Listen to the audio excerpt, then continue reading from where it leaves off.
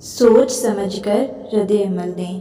فوراً رد عمل دینے کی بجائے چند لمحے سوچیں کہ آپ کے الفاظ اور عمل کا کیا اثر پڑے گا۔ پانی پی لیں۔ پانی پینے سے جسم اور دماغ کو سکون ملتا ہے، جس سے غصہ کم کرنے میں مدد مل سکتی ہے۔ جگہ بدل لیں۔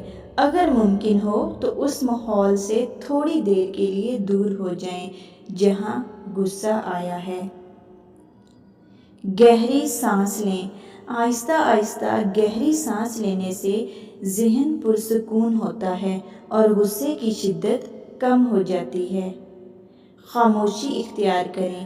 جب غصہ آئے تو فوراً جواب دینے کی بجائے چند لمحے خاموش رہیں۔ اس سے جذبات پر قابو پانے میں مدد ملتی ہے۔ حضرت محمد صلی اللہ علیہ وآلہ وسلم نے فرمایا، طاقتور وہ نہیں جو کشتی میں دوسرے کو گرا دے، بلکہ طاقتور وہ ہے جو غصے کے وقت اپنے آپ پر قابو رکھے۔ Thanks for watching.